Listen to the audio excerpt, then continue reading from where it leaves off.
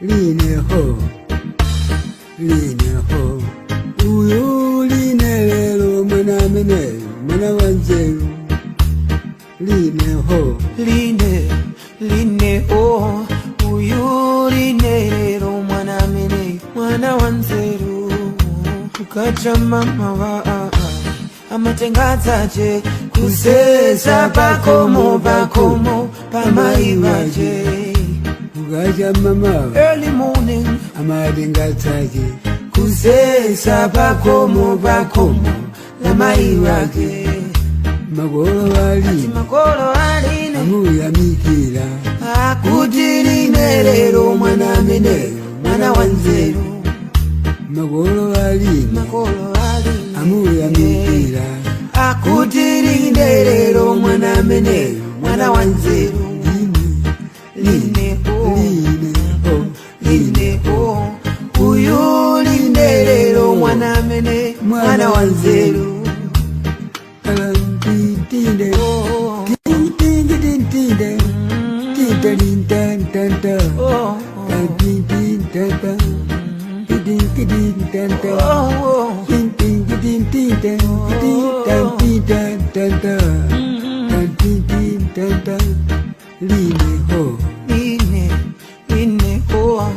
uyu line lelo mwana mene, mwana wanzeru. agire gogo wana madingo, gamu ya mikira, kudi na madingo mwana mene, mwana wanzeru.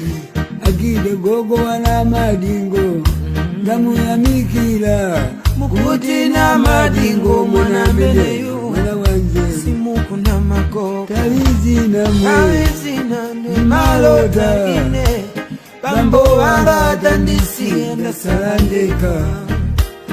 Tawizi na mwe, ni malota ine, bambo wanga tamwali enda salandeka. Gondo mama, gondo une mama mwe, gondo mama chalamanda, tafera moenda we. Gondo mama, gondo une mama mwe, gondo mama chalamanda, utafera moenda we.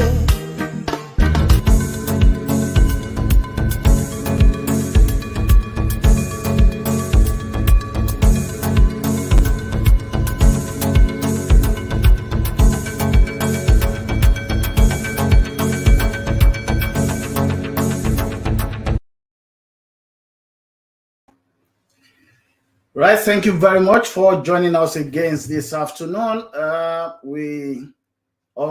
think our technical department is just getting that sorted. Once again, happy Sunday. And for those people that are not yet on Sunday, good morning, good afternoon, and good evening, depending on what the time is at your hand.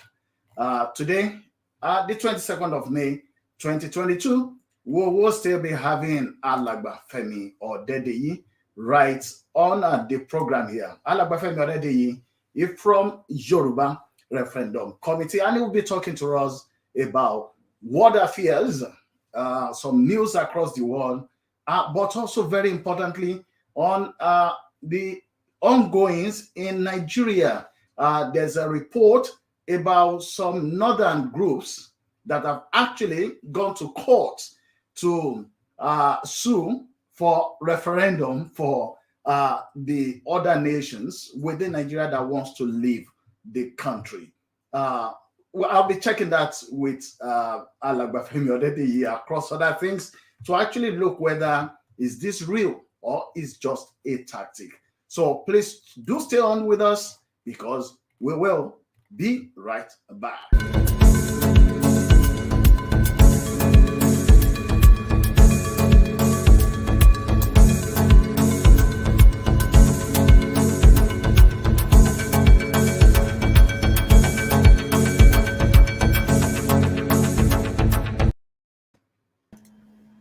Right, Alagba Femi Odedeyi, you are welcome to the program. Thank you. We're not seeing you yet. Okay, I'm that's here. right on there. You are most welcome to the program. Thank you, and it's nice seeing you again and meeting again today. And we thank God for sparing our lives and giving us the opportunity to continue to interrogate our current situation and providing solutions to it. Thank you very much. You are most welcome. We're going to show straight right on. But first of all, we'll be looking at world news. And of course, one of the key areas at the moment is the Russia and Ukraine war. There's been a report, and that is from the president of Ukraine, that is Zelensky, has come to say that he believes that they still have to come to a round table. That yes, there's war going on, there's violence, but he believes strongly that there's no way this issue will be resolved except they go back to the round table. Now, I want to ask for your views about that. And do you think that this is coming too late? Yes, definitely. It's coming too late. Uh, that's what should have happened right from the beginning. The war ought not to have taken place.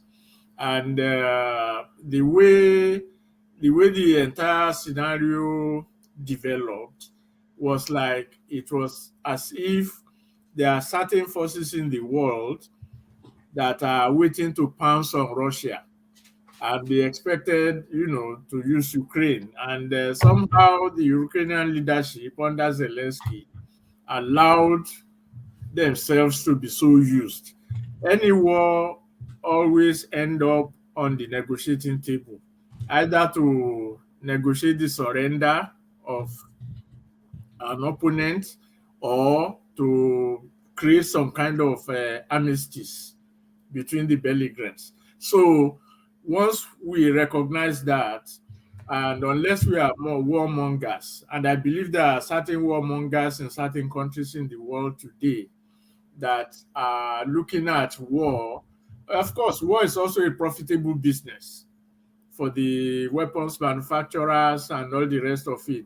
Unfortunately, it is the Ukrainians that are bearing the brunt, that have suffered the consequences, that have destroyed, whose lands and livelihoods and families have been shattered. And regardless, when they get to the negotiating table now, things are not going to be the same. Uh, so I think it is too late. I mean, it's good that it's coming, and it's good that he has stopped prancing around the world, like a spoiled child, thinking that the West or the world will come to their aid and then pounce on Russia. If you are taking this approach right from day one, uh, I believe something that will be less damaging to Ukraine will have been worked out, regardless of any other thing.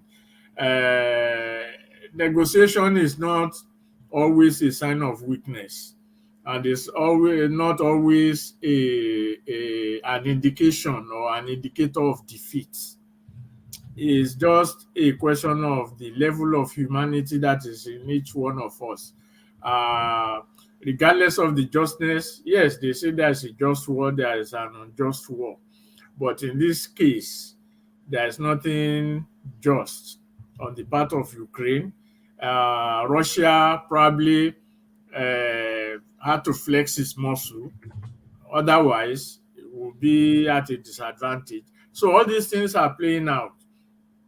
And unfortunately, when the whole thing started, some of us were lamenting the collapse of the non-aligned movement. You see, if the non-aligned movement had been sustained over time, they probably would have been able to avert the war.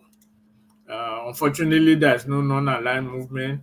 Everybody was anti-Russia, and the propaganda, and if you follow the Western press, it's like they have mapped out how they think Russia should conduct the war and the aftermath. And when it's not working out in that direction, they will shift focus and then, try to create another impression. So, unnecessarily, Ukrainians have been battered and shattered. And of course, it also reflects or exposes another underbelly of what I would call Western liberalism, where we see the racism that has been manifested between the treatment of Ukrainian refugees and other people of color all over the world. So suddenly, Ukraine became the darling of the West, and they were given several parks and all the rest of it, which is okay. But I think Zelensky and his government made a very big error in getting into the war, and then at this stage calling for negotiation. Of course, they will negotiate and then probably arrive at what should have been arrived at before the war started. So yeah, I think it's good that it's coming, but it's not, it's okay. At least they will stop the war. Hopefully, they will stop the war itself and then negotiate the terms for their peaceful coexistence. Okay, thank you very much on that. And just let's move quickly to the one that has to do with Nigeria. Now, in this case, and in fact, before I move on to that of Nigeria, I think we still need to take one more around the Ukraine-Russia conflict. Yeah. There have been reports that Finland and Sweden have applied to join NATO, and of course, the president of Turkey is saying that no, he's not going to support that. Now, with the pushing, because we'll consider this as a pushing of Finland and Sweden by UK and US to join NATO, there's might be the possibility that at the end of the day, the membership may not scale through. But the fact that they've even applied, and there's a report that a Russian gas company has cut off gas to Finland. Do you think that this could extend the conflict in that area? On the based on the fact that the same thing that Russia is complaining about NATO expanding eastward seems to be what is also about to happen. So are we looking at a sort of an escalation of the conflict around that region? Not necessarily so. What I think that will happen is that there will be a counter military alliance against NATO. See what the recklessness of the West in terms of showcasing their military strength is what is leading to these things. I will not be surprised if somewhere along the line there is a formal military alliance between Russia, China, probably India, including North Korea. So that is what I see that will happen. There may not necessarily, of course, if there is war in Europe, it's not going to be conventional warfare. It's not going to be a war to occupy territories. See, the problem in Ukraine, between Ukraine and Russia, is that there are quite a lot of Russian-speaking people in Ukraine, up to half of them. They are actually indigenous Russians inside Ukraine. So the war in Ukraine was tempered by that fact, even though the reports that are coming out are not even talking in that direction. So, but when it now extends to Finland and Sweden, right on the border with, I expect Russia to respond. Of course, they keep talking about their nuclear response and all that. But I expect another strategic military alliance to emerge that will counter NATO. And that will put the world on another edge. And as you can see, with the intervention of Turkey, right, and Turkey is right inside the middle of Europe, and the demands of Turkey against the Kurds that the Finns and the Swedes are supporting, you can see the emergence of a new security order in Europe. NATO might continue to exist if another military alliance comes up, and on a long-term basis, I will link it up with the Nigerian side, where we said America is building the largest consulate in the world in Lagos. So this might be part of a global thing, because if Russia and China enters into a military alliance, and we know what China's influence in Africa is in terms of financing of infrastructure and all the rest of it, and America has the largest consulate in the world in Lagos, you can see the global power play that is happening.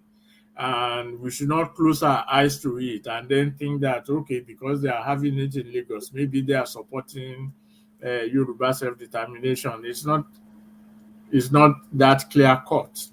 So I don't expect to see any type of war in Europe beyond Ukraine, but I expect some kind of a counter military alliance that will counter NATO, and then its global implication, especially with China in the mix, and probably with India also, and South Africa. And if you read Lula's, that is the former Brazilian president, who is also contested again. So the stakes are very high, where you will expect the West to try to prevent Lula from becoming Brazilian president. Because if he becomes the Brazilian president in October, I think they are having the election in October. If you read his interview, you will see where he is headed. So you can envisage a Brazil, India, China, Russia military global alliance, and then the whole scenario will start playing out. For us, we should always look at the future of humanity in the whole thing, that the world is not simply a question of global power plays. And then we are the lowest rung, that is Africa and Africans are the lowest rung of the ladder. And just by looking at what is happening in Ukraine, we should not make ourselves to be the proverbial grass that suffers when the two big elephants fight. So it's a fluid situation, but I don't see how NATO or whoever the right-wing nationalist governments in Europe, I don't see how they can impose their order on the rest of the world over a period of time. It's not going to happen. And we should even pray it should not happen, because right-wing nationalism, as we have seen it in Europe, is a danger to humanity. Okay, thank you very much for that. And of course, we've seen the way things are panning out, especially in the increase of the prices of essential commodities. For instance, in the UK here, we used to have diesel for about £1.40. But as of today, it's about £1.78. There have been sort of reported increase in prices all over Europe, but we don't know how long the world is going to hold on to this, or before people will start to protest against their government. Okay, let's move on to Nigeria, and we're going to start this from the Southern and Middle Belt Group. In the course of the week, they had a meeting at Abuja. One of the things we used to look at is this: if the South part of Nigeria, which they kept on saying, yes, we are in the South, they are in the North. In the first instance, we look at why should they have to go to Abuja to hold meeting. It's not a government meeting where you look at the seat of government is right there at Abuja. So, but anyway, they left the South and went to Abuja to hold their meetings. And at the end of the meeting, they issued their communique as usual. I believe you had that communique. Do you see this communique as different from the ones they've issued in the past, which have not achieved anything, if you can put it like that? And do you see this one achieving something? There is a difference. There is also no difference, and like you said, which is a very apt observation, that they left the South and went to hold the meeting in Abuja, and then they are making demands for the South. It is not different from the past in the sense that everything they said, they have said it before, and they have never mapped out a pathway towards achieving whatever it is they claim they want to achieve. It is not different in the sense that every time they meet and they issue communiques, they always come up with different solutions, even if they have not achieved the first one. So they started by saying they want restructuring and this and this and this and that. They want to go to the 1963 constitution. That one is no longer part of their communiques. Then lately they talked about government of national unity or something like that. That one is abandoned. Now they are now saying they want a Nigerian president of Igbo extraction, which they call equity and justice. So every meeting comes up with a different solution. I mean, different proposal, regardless of whether previous proposals have been exhausted or not, which again is a reflection of their political myopia. I'm not insulting them. Most of them are elders. We have contemporaries among them, but I think they are wasting uh, their influence. They are wasting their influence on the people. They have almost turned themselves into what I would call political jokers, in the sense that if they are not tailgating a particular political stance, they will be tailgating a political leader, such that when they talk about the problems of Nigeria, they center it on the person of the leader, that is the president. So they want the president to do this. They want the president to do that. They want the president to. So yes, we can make demands on the president, but the demands that we make on the president must be predicated on what we do among our own people that we say we represent. So if the Southern and Middle Belt leaders go to Abuja to make a case for the South, I mean, what sense does that make? So if they are representing the South, they should hold their meetings in the South, number one.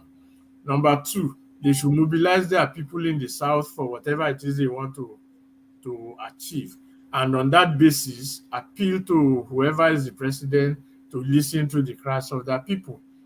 So what we are seeing is, yes, they have pedigrees, they are older people, they have been in this thing for so many years and all that, and they claim to be the conscience of their people.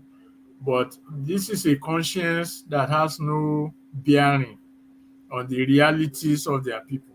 Otherwise, how can they be talking about equity and justice and limiting it to where a president comes from? that, okay, to have equity and justice, we need a president of Igbo extraction. When the entire issue of restructuring in Nigeria or true federalism in Nigeria is about equity and justice. Otherwise, why are we asking for restructuring if there is equity among the nationalities or within the state itself? Why are we asking about restructuring if there is justice in the way Nigeria is being run or being configured? So the mere fact that we are seeking equity and justice and fairness means it's not a question of who becomes the president or who doesn't become the president. It is a structural foundational matter. That is what equity and justice is. But once it is reduced to where the president comes from, then that's why I said they haven't what they have done is not different from what they have been doing, and it's also different in the sense that when they meet, you expect them to come up with a communique. And then when you read the communique, you find that there's no difference from what they have said before and what they are saying now, except probably they have shifted from one demand and then focus on another demand. And the previous demand they have shifted from, they have not even done anything to make it a realizable option. And that is, I mean, this is also connected with the Yoruba nationalist struggle. You know, when they say we have passed the stage of restructuring, we want Yoruba nation now. Okay, when did you pass the stage of restructuring? What have you done to even advance restructuring that made you come to the conclusion that you have passed that stage? Okay, and if you say, okay, the North is now controlling everything, that's why we don't want restructuring. But what are you doing to prevent it from happening? So if you can't prevent the North from imposing itself on the rest of the country, how in the world are you going to extricate yourself from the control of the North? So these things are connected, that when you make a demand, you should have a template for actualizing it. If you don't have the template, that you will just be doing as what, I mean, not you, I mean, we will just be doing what the Southern Middle Belt people are doing. Make one demand today, make another one tomorrow, make another one day after. Every time they meet is another demand. So which belies the experience they are supposed to have had in the history of the evolution of Nigeria. And so, again, I'm not insulting them and I'm not criticizing them. I'm just stating what I consider to be the obvious reality. Because in the state of oppression that we find ourselves in Nigeria, the first casualty is always the question of definition. So when we don't know what we are looking for, when we don't know what we are asking for, or what we are agitating for, when we can't even properly define it, then anything goes. And that is what we see happening. So everybody will come, I want to be president because I want to restructure. What do you mean? So, and then they will start saying, let us vote for this guy, let us vote for that guy. That's why it is important to get the structure of our definition right. So by a basic definition of equity, justice, and fairness lies in the structure of the Nigerian political system and not in where the president comes from.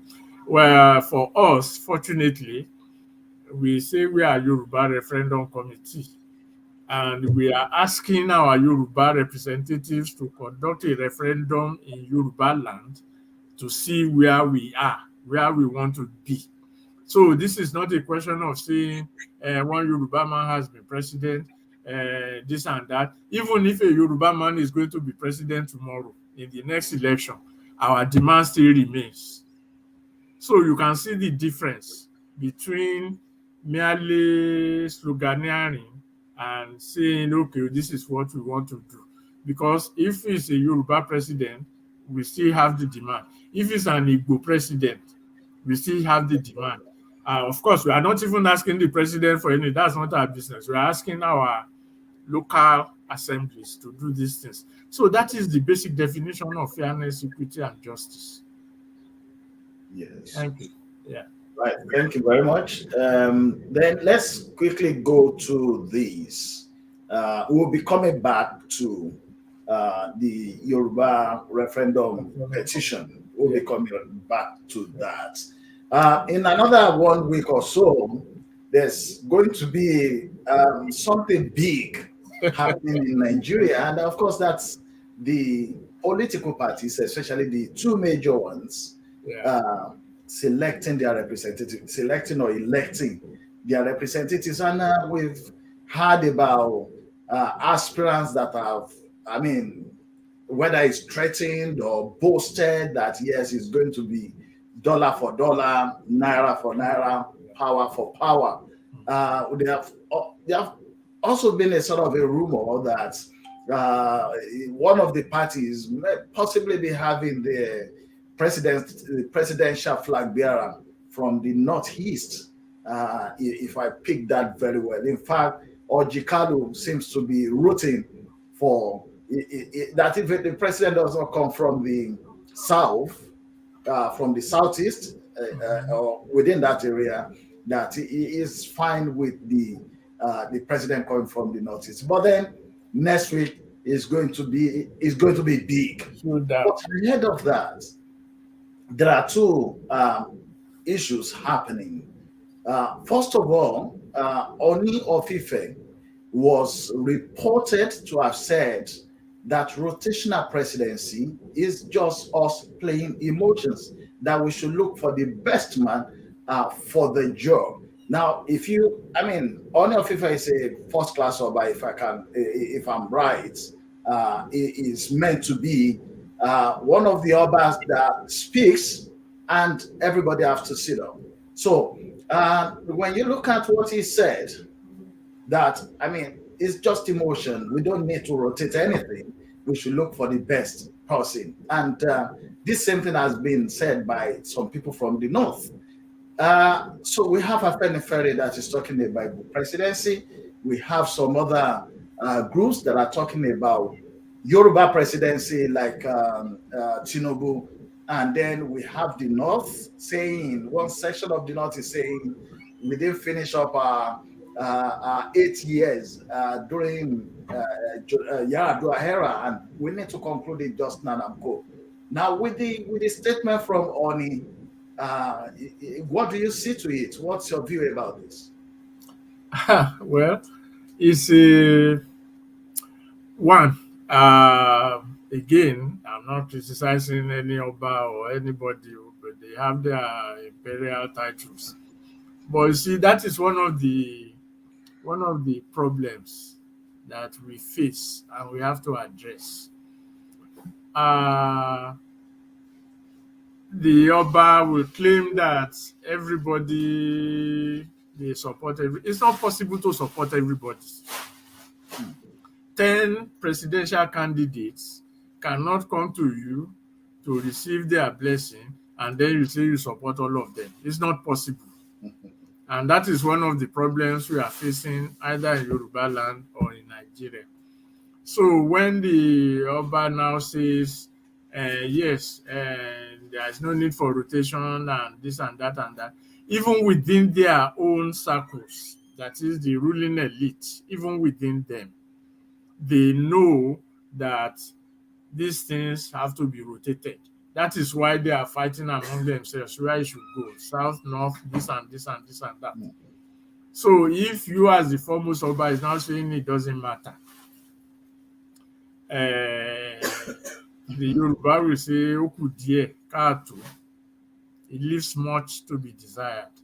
A northern emir will not say that. If a northern emir is going to say that rotation is not necessary, he will be saying it within the context of power remaining in the north. So they have assumed that the power must remain in the north.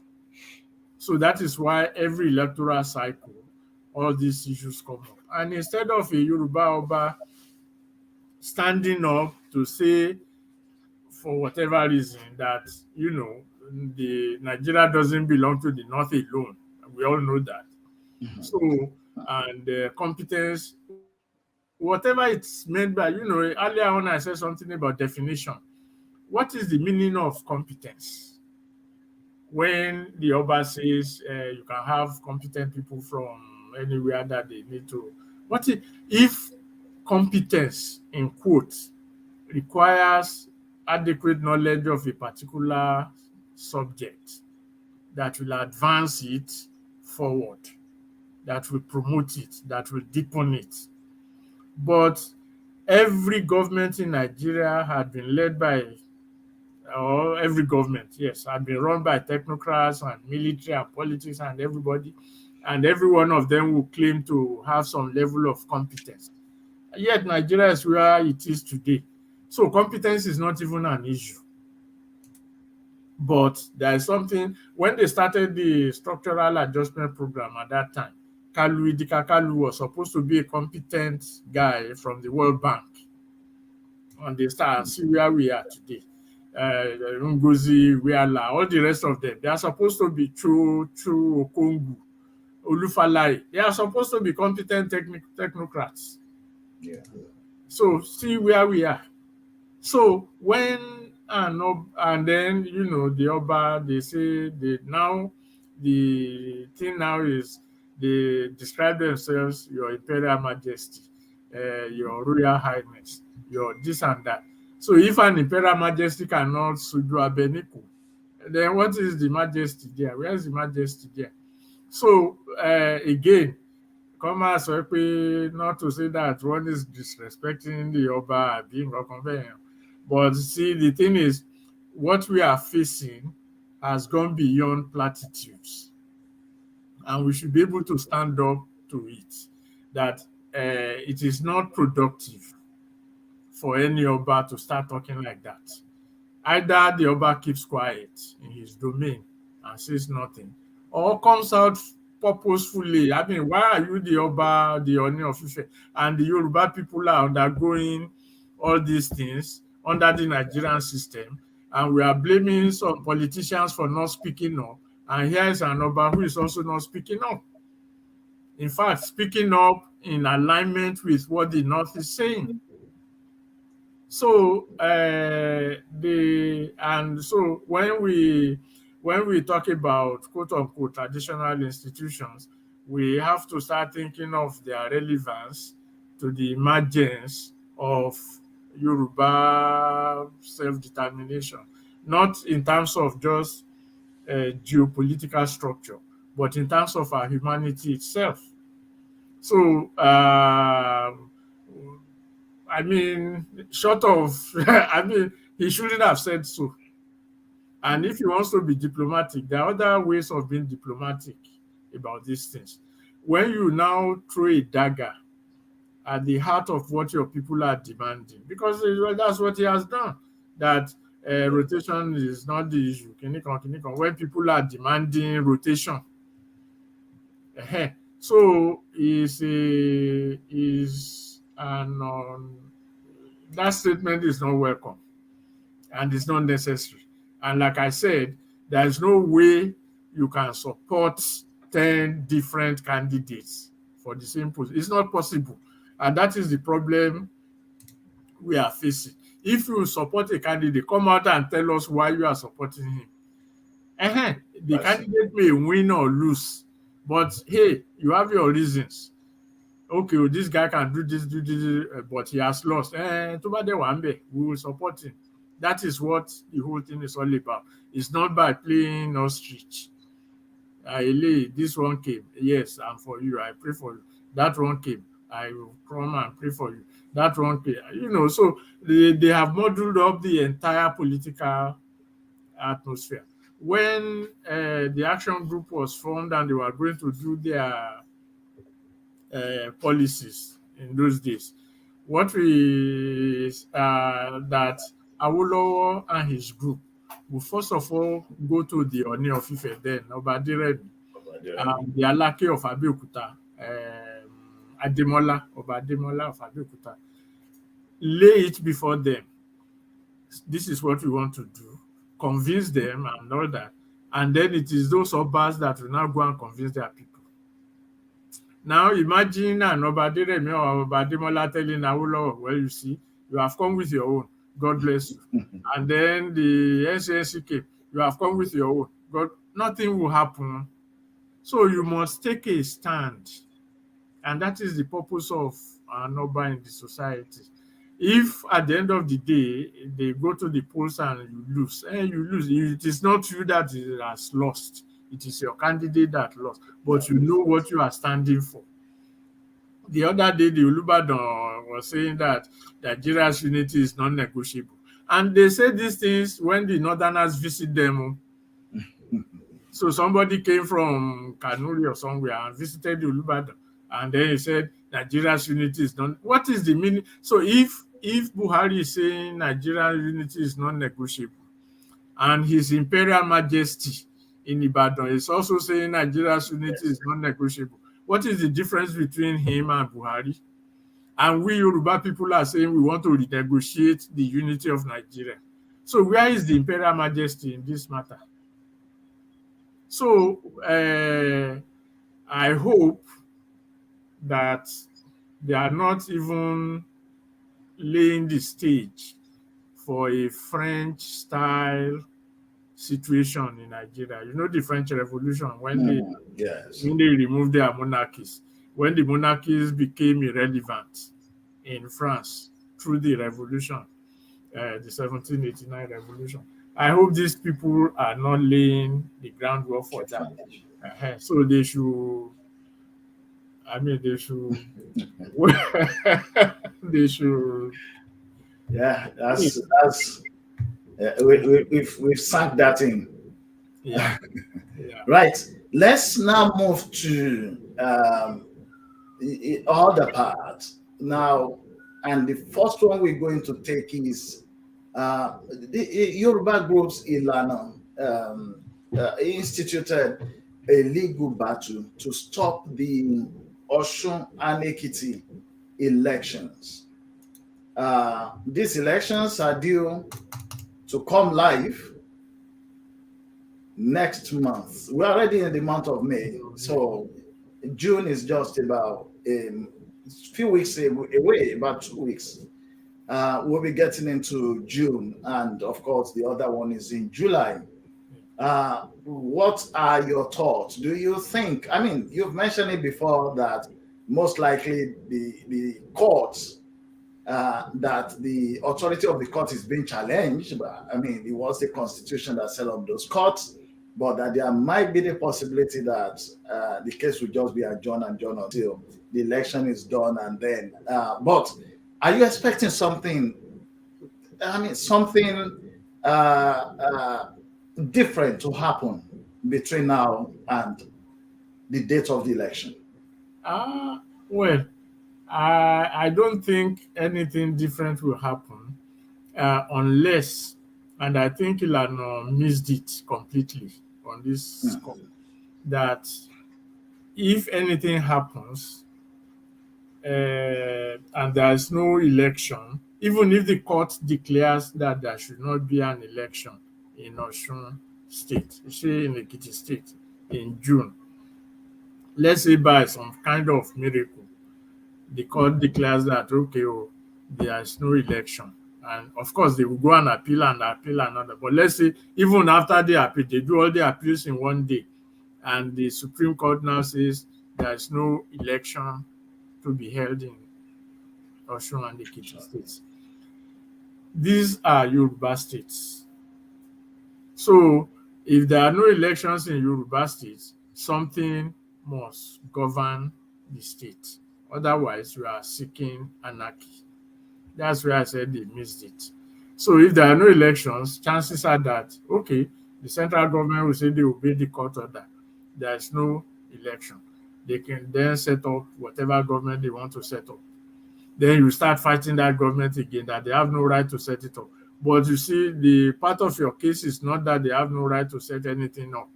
They have not looked far ahead into that. So uh, they are doing actually the Yoruba people a disservice. That is Ilana by embarking on that course of action. Again, it is not a criticism, it's just a statement of disagreement that the road they are following is not going to lead anywhere. The best it can do is to create a situation where the Fulani they said they don't want will now appoint an administrator to run the place. Most likely a Fulani administrator to run the place. Then you start fighting against. So there's a I mean, look at what happened with the case in the north when the north went and said some states that want to go must go and blah blah blah. Then the court adjourned that case until October. Yeah, we are coming to that as So well. so in this case, it's going to be so instead of you see again, it's a reflection of their inability to map out a strategy. The other day, I was listening to Professor Akintoye saying that there will be no elections in Yoruba land. People should just hold on. You know, it's good to hear, but when we don't know what we are holding on for, then you start wondering, okay, what is going on? So now there's a frenzy. Initially they were even saying they will stone people who want to contest and blah blah blah. The Anambra people voted, and despite IPOB and all the rest of it, and now the Ekiti and Osun are coming on, and so when you don't have a roadmap. This is not a secret. The Yoruba will say, "Kò sáwo nínú awo ẹ̀wà." There is nothing secret about the quest for self-determination. It's what everybody knows that, okay, you want autonomy, you want this, you want that. So how do you arrive at it?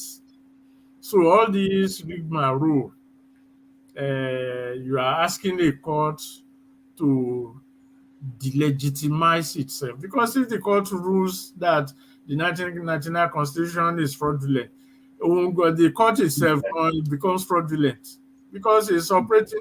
If they say it is not the 1999 constitution that set up that court, but the 1999 constitution is a continuity of the 1979 that set it up. So there's no way you can. So it's one thing to go legalistic and technical and start arguing about each other. But the whole question of self-determination or autonomy is a political question. You can now decide to do it in a legal, non-violent manner, but it's a political issue. It's not a technical issue that can be decided by the court. Even when they went to court during the interim government, it was a political decision they wanted the court to make. This government is illegal, and the court declared it illegal, and that was it. But you are not declaring the illegality of a government, and then you are not even making it a pan-Nigerian issue. You are localizing it to your local areas. So there's a lot of things that can be found to be wrong with that approach. And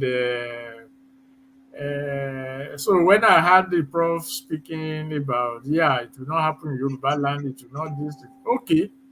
I mean, one can't argue with that on air, at least.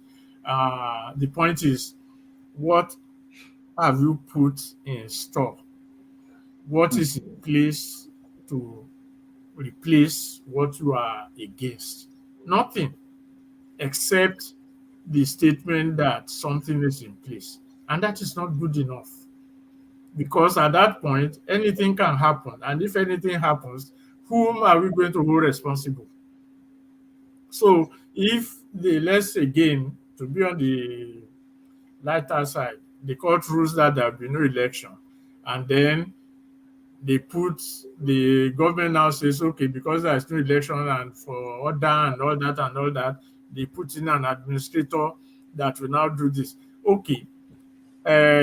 By saying there is no election, because the 1999 constitution is fraudulent, therefore everything that pertains to that 1999 constitution must be fraudulent, including the central government itself. Okay, let's even assume that the court rules along that way, and it's upheld at the Supreme Court. What do we have that will replace the federal government? So if this, and then, or all the stakeholders like Afe Babalola and all the rest are saying, okay, let the former presidents and all this, let them come together and form an interim government. So all those people that have messed up the country will now come together, create an interim government. Abi sure they will still go to court and say that interim government is also fraudulent. So unless they can come up with their own plan, okay, if the court up to Supreme Court rules that way, we have a Yoruba government that is legitimate, that will take it over. And then when the central government comes up with its interim government, you are now bound to fight each other. At that point, there's no court to go to because there's no legal court. So it becomes a war at the war. So these are the realities which I think the agitators are not facing. And that's probably why they keep saying, don't worry, we know what will happen. Kiniko and all that. There's no secret in these things. So, and like I said, one is being magnanimous by saying the court will rule in their favor. If the court doesn't rule in your favor, what are you going to do? You have precluded and foreclosed any legal challenge to the issue because you have placed all your hopes on the court. So you can't, if the court rules against you, the best you can do is to appeal. If the appeal goes against you, you appeal to the Supreme Court. If the Supreme Court, are you now going to say, okay, because the court doesn't agree with you, you are leaving Nigeria? No. So there's a way the political context of these struggles play out. And it is their fear of engaging the political system that is pushing them to go into the legalistic mode. Or, go ahead. Just want to ask that, is there anything that they should be afraid of? I mean, as a pan Yoruba group, seeking for the interest of the Yoruba people and the Yoruba nation within Nigeria, should they not be able to engage with the Yoruba representatives, political representatives? Is there anything they should be afraid of? That is what they should have been doing, and that's what we have been telling them to do. It's not a question of being afraid of anything. I think, and I may be wrong, but I think it is because they don't want the present dominant force in the Yoruba political firmament. Okay, Afenifere came out and said, I mean, they are okay. Let's start mentioning some names now. Afenifere has said they don't want Tinubu and all that for whatever reason. So they ended up saying they want an Igbo president for whatever. The Professor Akitoye was saying under normal circumstances, if they ask him to nominate someone to be president, he will nominate Tinubu.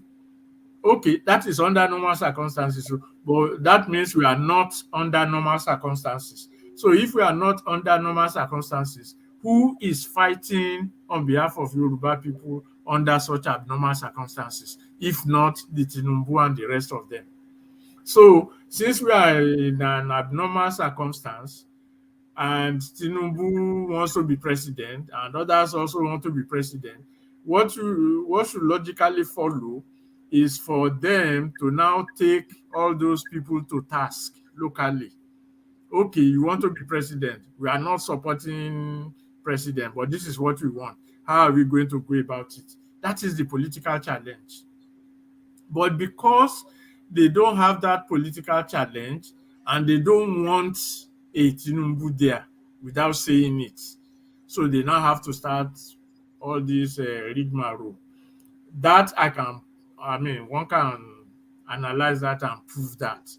But you see, that I think that is that Afenifere caught itself in a corner. So you have to just say, okay, we want an Igbo presidency because of fairness and justice. So these people are saying, okay, because it's an abnormal situation, we know, if it's a normal situation, we support Lagbaja. If it is if there's an abnormal situation, your people are directly involved in that abnormal situation, and unless you are, even if Tinubu is not going to be part of your solution, you should be able to challenge him on the basis of your solution. Okay, whether you become president or not is immaterial. This is what we want for Yoruba land. Where do you stand on that? That creates a political engagement within and among your own people. But you have now taken it away and put it in the hands of a legal judicial system controlled by the same Nigerian government that you say you want to free yourself away from. So let's forget about being magnanimous, let's be realistic. The court is not going to rule in their favor. I mean, they can do it at the High Court too, but when it gets to the other point, it's not going to rule in their favor. So what do you do? Are you now going to come back and say, okay, we are Tinubu and the rest of you, where do we go from here? Just like the recent Benin case, when the whole thing happened, then everybody started running around.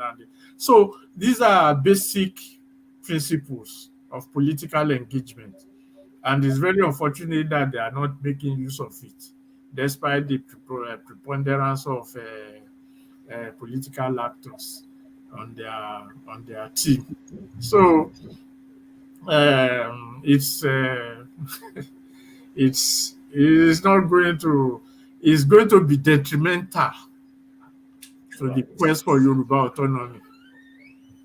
And it's actually, I mean, I'm just being, economical with my words. It's worse than that, but let's just say it's going to be detrimental. They are not doing Yoruba people any good, or even their own cause for Yoruba. They are not doing any good by going that route. Okay. Yeah. Just before leaving that, because I mean, we just have to mention the group is Ilano Modua. They've also been talking about referendum. I think this issue about referendum is now coming up in quite some numbers of narratives within the country, both in the north and in the south. Ilana too mentioned about a referendum. We will still be talking about the Northern Nigerian group issue about referendum that is at the court as well. But then I think we need also to make a sort of a separation at this junction for the purposes of the viewers and those that will watch this later. You've always mentioned that the sort of referendum that Ilana Modua is talking about is different from that of the Yoruba Referendum Committee. You've also mentioned that the one that is being mentioned by Ninas is also very different, and even the one that is at the court now in Abuja, that the referendum they're talking about there is different from the one that the Yoruba Referendum Committee is talking about. So can we deal with that one just at this junction? Yes. What is the difference? Or the difference? There's a major and fundamental difference. Number one, they are just throwing about the word referendum as an afterthought. That's not the cause of the difference. So I'm just making a comment on that. That the word referendum is an afterthought when they know that they have to put some kind of political context into what they are doing. The major difference between us and theirs is this. We are saying, and that's why we are specific, that we want a Yoruba referendum. That is a referendum among Yoruba people. to decide, because that's the only way Yoruba people can now come and say, this is how we want to live our lives in Nigeria or whatever. But that is what self-determination is. That was why I said earlier on that restructuring and federalism and all that are questions of equity, fairness, and justice. How can we as Yoruba people live in a country without having a say in how that life is going to be lived? So that's why we said the Yoruba referendum. The others, Atilano and Ninas and all the rest of them, some of them are talking about a Nigerian referendum. How can you have a pan-Nigerian referendum when you have conflicting and competing political, social, economic, and cultural sectors in the country? The best way to arriving at a consensus at a country is for each of the constituent units to have its own referendum and say this is how we want to live, and then you negotiate the rest among yourselves. But by saying they have already assumed that Nigeria exists. It's like those who are saying Nigeria's unity is non-negotiable. So because Nigeria exists, therefore, Nigeria should conduct a referendum on its constitution. Who is going to write the constitution? So if you say, so that means if you ask that question, who is going to write the constitution? That means you are talking about who are the peoples of Nigeria. The states are not the federating units because the states were created by fiat, even though the military will claim that some people wrote petition to create this state and all that. So these are just administrative entities. It is the peoples that are living in Nigeria that are the constituent units. And it is the peoples that should make a determination as to where they want to be, how they want to live their lives, and what their future is expected to be.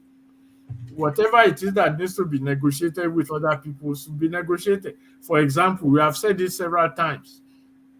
If we say we don't want our language to die, we don't want Yoruba language to die, then that means Yoruba language must be part of our educational curriculum as a language of instruction for the production of knowledge. That's the only way it won't die. It's not by speaking it at home. You can speak it at home, but if it is not part of your production and reproduction of knowledge, it will just remain at home. So if we say that, and then we make it in all our institutions up to a certain level and all that, those who are non-Yoruba speaking can also make the same determination about their language. Then we can then negotiate, okay, when you get to this level, if you want to come and study in Yoruba land, you need proficiency in this. Our Nigerians are going to Finland and China to learn foreign languages. Why can't they do their postgraduate studies in foreign languages? So why can't they do it in Nigeria in other languages? So all these things can be negotiated, and that gives room for the preservation and development of each of the languages, that is, each of the cultures in Nigeria. So that's what we are saying. But if you start from saying you want a Nigerian referendum, that means Nigeria already exists. And then you now get some people to write some constitution, and then they put it for vote. And then we know how Nigeria is already configured. So you put it in a Nigerian referendum, whatever the preferences of the Northeast becomes accepted because they claim to have the majority. So when they have the majority, they will vote for anything they want, and then you will be forced to accept it. So if you are saying that when they went to say we the people is not is false, who are the people? So if you say let us subject the 1999 Constitution to a referendum in Nigeria, and the North is already saying they have 12 million votes here, 13 million votes here, all these votes here, and then they come and vote, and then they say, yeah, we pass it. Is that what we are talking about? So it's the whole concept of the referendum is a quest to re-examine and reaffirm the possibilities that we have as human beings, as Yoruba people, as a subset of human beings. That's why we say Yoruba referendum. And there's nothing, so we are not, other people can also have their own referendum in their different areas. That is the major difference between us. We are saying if you say that the 1999 constitution is fraudulent, it is not based on we the people. We have defined the people, that one of the peoples in Nigeria are the Yoruba people, just like we have Igbo, Ijo, and all the rest of them. So, and it is those people that will determine their future. Now, why did we now say it must be done through the houses of assembly? Again, we are not anarchists, and we are not preaching disorderliness and all the rest of it. Okay, so you have these legitimate agencies of the Nigerian government.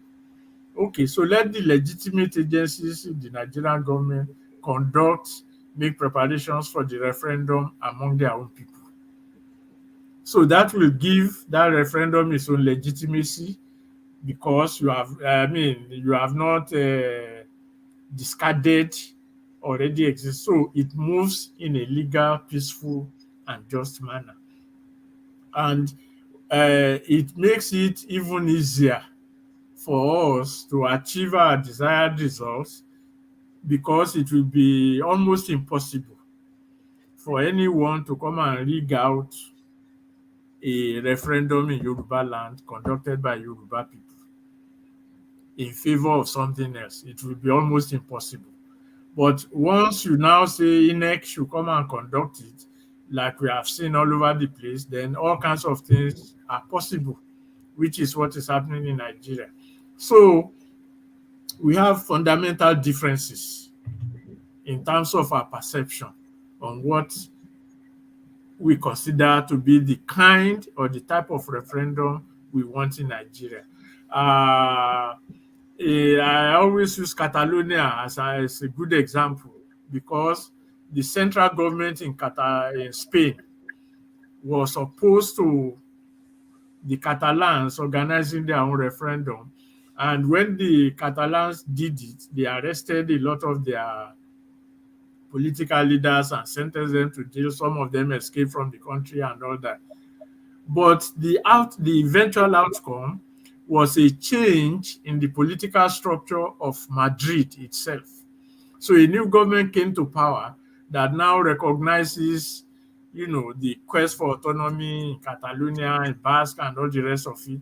And then they negotiated among themselves. They pardoned all those that were jailed, and they are still negotiating it out.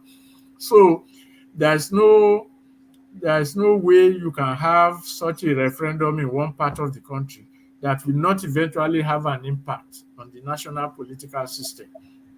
Unlike the UK, where, at some point they agreed, devolved some power into Scotland, and Scotland had a parliament, and it was through that parliament that all this talk about independence and all the rest was coming up, Scottish referendum and all that. So we cannot say we are asking for autonomy or development for our people without making them the subject of what we are asking for. If we say we want Yoruba land to develop and we want Yoruba people to develop, then you ask Nigeria to come and conduct a referendum for you. It doesn't gel, and it doesn't make any sense. If the Yoruba people cannot organize their own referendum among themselves, then we have no business talking about self-determination. So these are hard political realities that I believe Ilana, Ninas, and all the rest, they are not facing.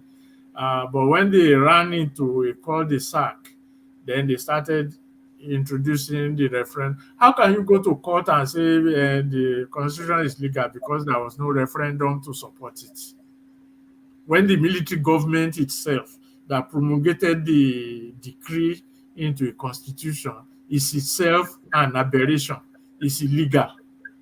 So how can if they want to play the game, the military government could have said, okay, say you don't have referendum. Oh yeah, let's organize a referendum now. And they know where the votes will. So if tomorrow the court rules that yeah, okay, there was no referendum on the 1999 constitution. So the judge now orders the government to conduct a referendum on the 1999 constitution because that's what they took to court. And the government says, yeah, okay, yeah, fine, no problem. INEC organize the referendum.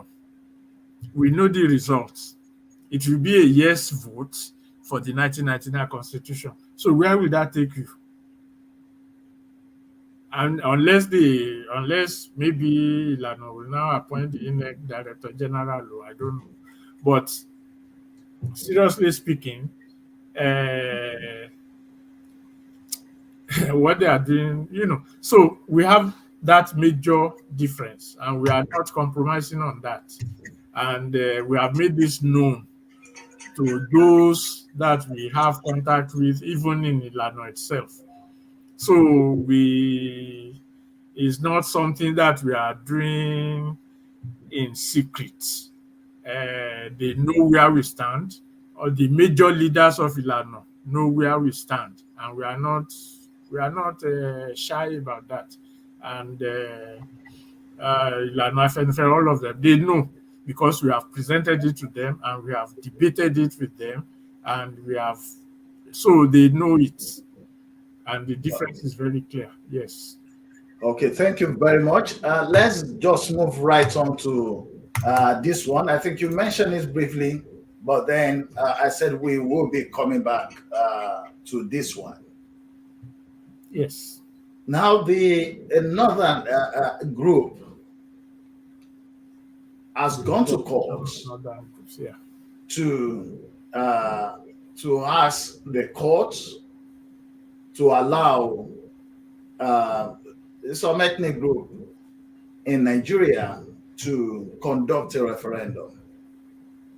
Now, from reports, the representative of the Yoruba and some other, because initially it has to do with the Biafra nation, but the leaders, some groups from Yoruba and then the other Eastern Co have approached the court to add them to the case. So there are going to be some couple of questions on this.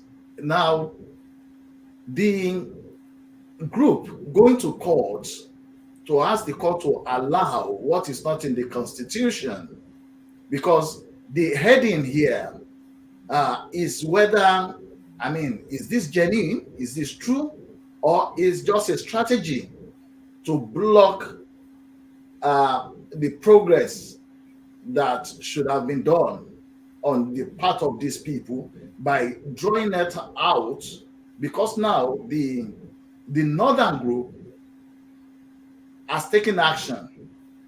So the other ones are only responding to that action. They are reacting, responding to that action.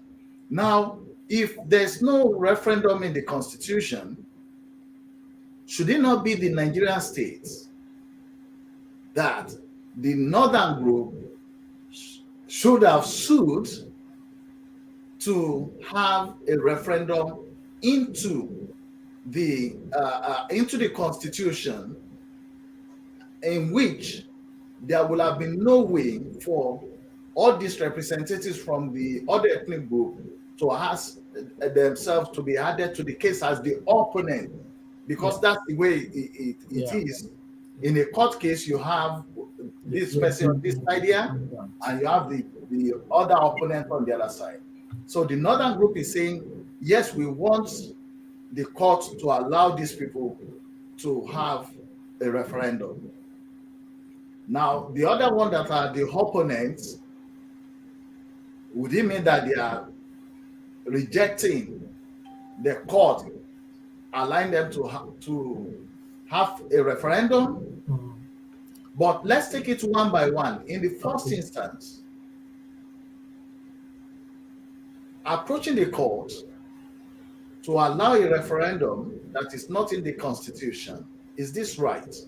I mean, I know you may not be a legal person, but with your wisdom and your knowledge about how things has happened in Nigeria right from the 60s, Yeah. I mean, is this normal? Yeah, well, for the northern group, it is normal because they want to preserve Nigeria for themselves. So they will do anything political, legal, technical to maintain that status. Unfortunately for us, those who are saying they're agitating for self-determination, they fell for that kind of trap. Why? Again, when the northern groups had approved the court, okay, let them conduct a referendum for the Igbo people to want to leave Nigeria, right? And then all the other people say, okay, join us. We also want to leave. Before even if they are going to conduct a referendum, whether they want to leave Nigeria or not, it will have to be an Igbo referendum. It will have to be conducted by the Igbo people among Igbo people, or Yoruba people among Yoruba people. And it's not going to be conducted by Nigeria. So that alone should have sent a red flag, an alarm to all these people running around. But again, it's a question of political myopia. Because the action came from the north, immediately they thought, you see, they want us to leave. We will leave. We will go. And then they just rushed in. And those people, they know what they are doing. When they approached the court to conduct a referendum to want to leave Nigeria or not, the one, aside from the fact that the Constitution doesn't even leave room for referendum, the Constitution itself does not even allow anybody to leave Nigeria. So you can't even call. So they are pushing them, that is the North, pushing these people, and they fell right into it. And you can see all the social media, the court has now agreed that other people can join. And they are sending that as if that is an achievement. So it's and then, like I said, if the court declines in court, if the court says, well, you can't do this because this and this and this and this is in the Constitution, what do you do? Are you not going to say you don't agree with the court? But you went to the court, so you must abide by what it says. So it is political myopia on the part of the non-northern groups that entered into the fray. They should simply have left the North to go ahead with its own case. And they went to court to say, okay, let them do their case. You get your own referendum going among your. So it is that your referendum that the court or the Nigerian government will have to respond to. As it is, you don't have any backup if the court decides otherwise. And then, like I said, you go to the Supreme Appeal Court and then go to the Supreme Court. And for the next 30 years, you are probably running around the same circle. So that's what I mean by political myopia. Or, because they see the North doing something that appears to be in their favor. And if you look at the current trend in the evolution of this presidential election, you will see a resurgence of Fulani hegemony. I mean, Atiku Abubakar is no longer hiding behind a pan-Nigerian, quote-unquote, detribalized, because he has a Yoruba wife type. He's now on full throttle Fulani nationalism. So if Atiku Abubakar can be doing that, all the lesser known people that we don't know, that are also in the. So all these legal or so-called legal thing is just a waste of time by the people outside the North, that is the South and Middle Belt people that are rushing to be joined as defendants and all that. Because again, assuming that the court even rules in favor, who is going to conduct the referendum? Is it not INEC? And if INEC conducts the referendum, what will happen? And if it is not INEC that will conduct the referendum, it makes it a nationality referendum. So why not just make it a nationality referendum right from day one? And then let the federal government or central government contend with that. Then the political situation will now determine, the balance of forces and the balance of power. And that is the nature of self-determination. It's not how many lawyers went to court and everybody just wants to think that I'm not a lawyer, but everybody wants to show their knowledge of the law, and then they will start making political fools of themselves. So it is a reaction, and when you react or when you respond to the action of your opponent, it shows the vacuity. It shows that that one lacks the necessary power to propose its own line of action. So it is actions that should collide with actions, not that you are responding or reacting to the other person. They have taken their case to court. You get your politicians to do what is right, then the two actions will collide. That is how a resolution will come. But you have now put everything into their own action, because everything now depends on what the court decides. Then if the court decides against you, you can't say, no, but that's not what we want. Why did you come to me if that's not what you want? So I hope their political myopia will not lead to the death and neutralization of self-determination in Nigeria. Because it is good.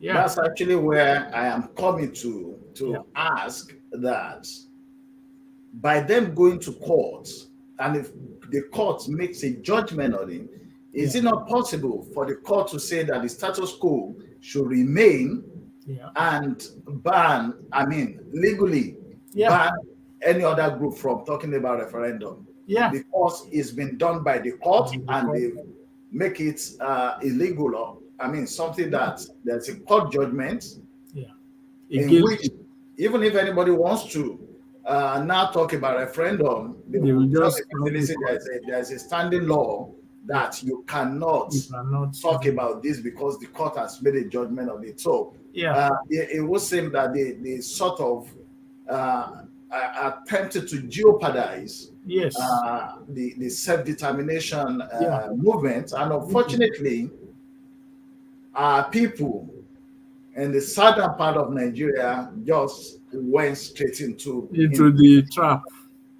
As it is now, do you think there is any solution, or it's too late? There is a solution, and in the sense that, you see, all these people that are going to court on behalf of self-determination and all that, and all the rest, they are opposed to the politicians, right? Or conducting elections. But it is through those politicians that the solution lies. Why? Because the agitation within the political circle also is also linked with questions of autonomy of self, even if they don't put it that way. When the politicians talk about power rotation, the presidency must come to the south, this must be this, that must be that. They are reflecting the contradictions of that national question. So while these people are running around going to the court, the politicians are fighting their own battle in terms of the same issue, even though expressed differently. So the solution will come from them when it is resolved at their level, one way or the other. Let's say at the end of the day, the two major parties now have northern presidential candidates. That alone has already made a court ruling superfluous, because if they put up a presidential candidate, no matter how they look at it, is going to fuel more demands from the South. The question in the South will then be which one will become dominant. Is it the court people or the people like us, let me put it that way, who are demanding this Yoruba referendum and all the rest? Yes. So the solution is actually in the hands of those that they are opposed to. I mean, in a sense. So if the presidential candidates in the two parties are from the South, it also makes it easier for all these questions about self-determination. So whichever way they look at it, it is not the court that they are running to that will provide the solution, but the contradictions within the political circle that will now create the ground for the solution to emerge.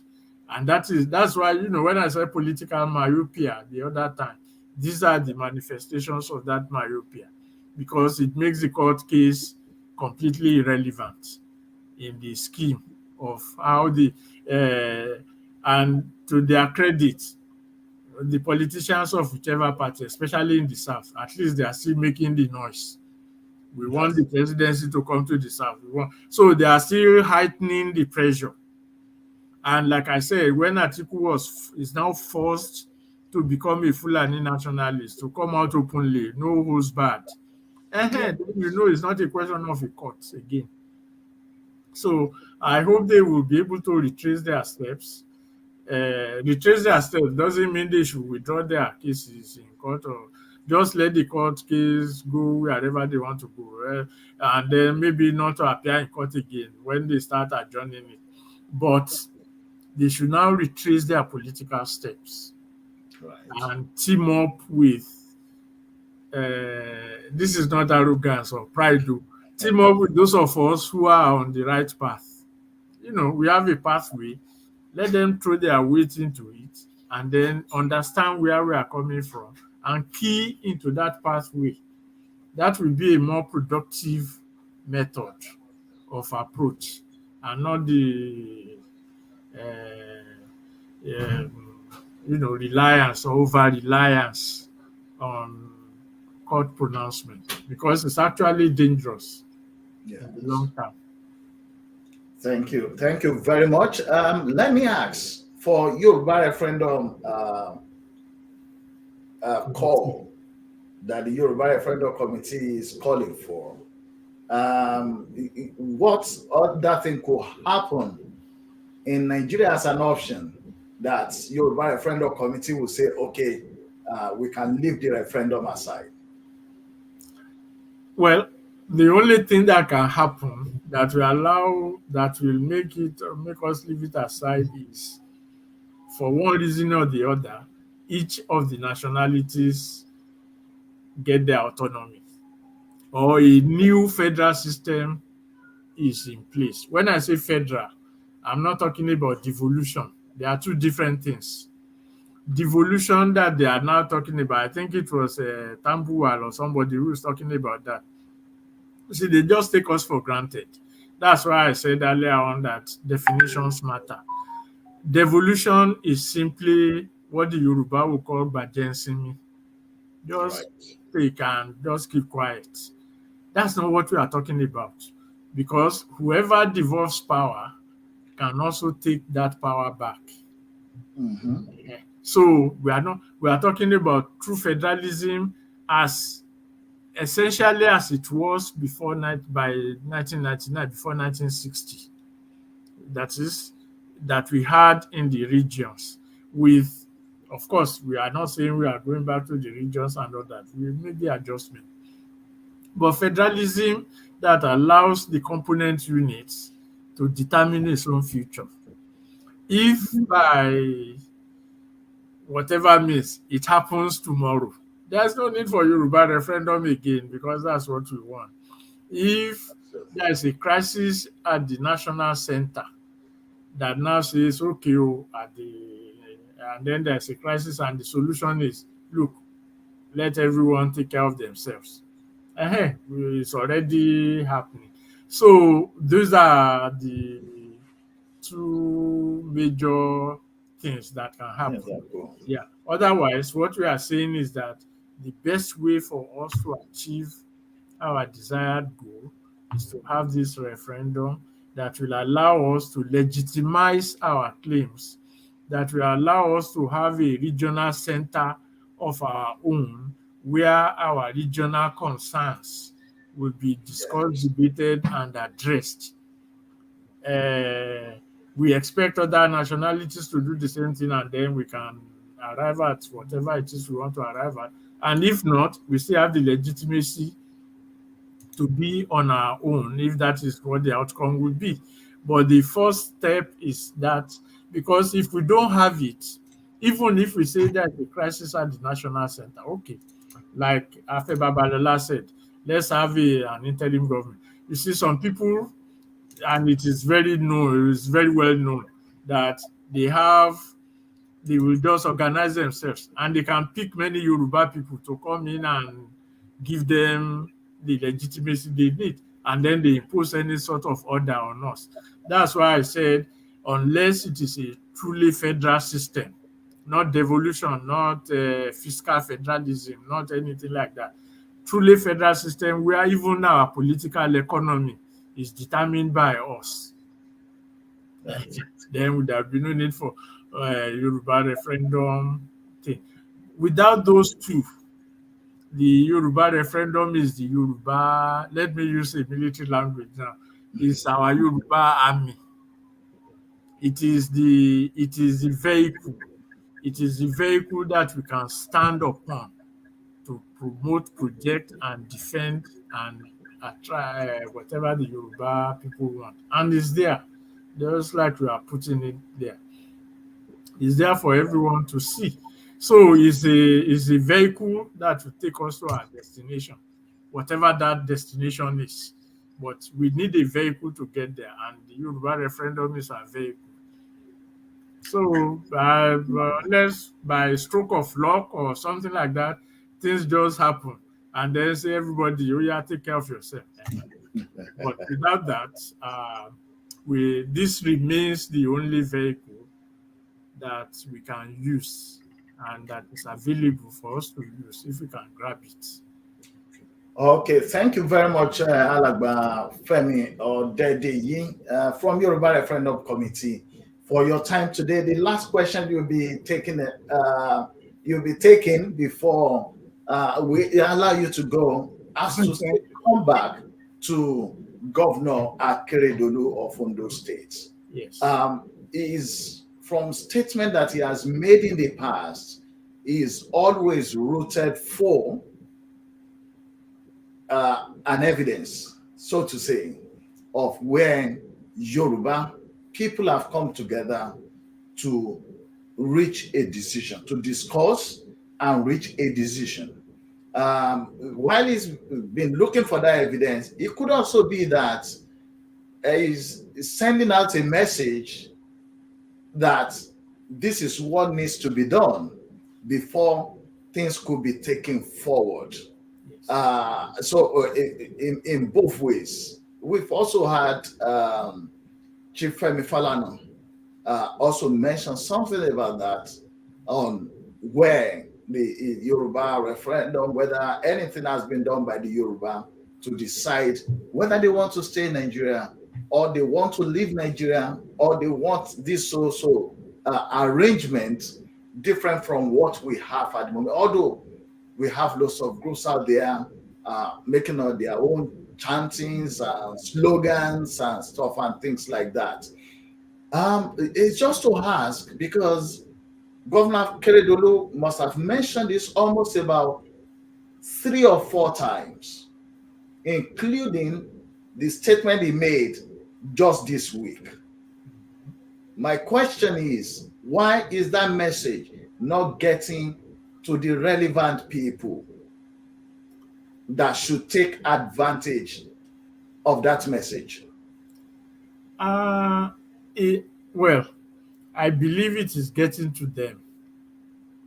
But you see, like I said earlier on, let's restrict, within the Yoruba movement now, Yoruba political movement, those who are talking about Yoruba Nation now, Ilana, and all the rest, uh, are opposed to the current political leadership. They are opposed to the dominant tendency, that is the Akeredolu, the APC generally, or a faction of the APC leadership in the West. But they can't come out openly against them. So they now turn around and start all their little schemes. Uh, Professor Akintoye cannot claim not to have read what Akeredolu has been saying. If I recall, the very first time they had their Yoruba Nation rally, it was the same Akeredolu that said, "Where have we reached the consensus as to what you are demanding?" And then we said, because I think we discussed it on this program, that what we expected from him at that point was to say, okay, let us go ahead and conduct a referendum to determine where we are going. It's a simple answer. But, the man then turned around and said, he's not talking about this. And then, everything. So they know. That is why, one is just being very, very mindful of what one says, so that one will not be misconstrued.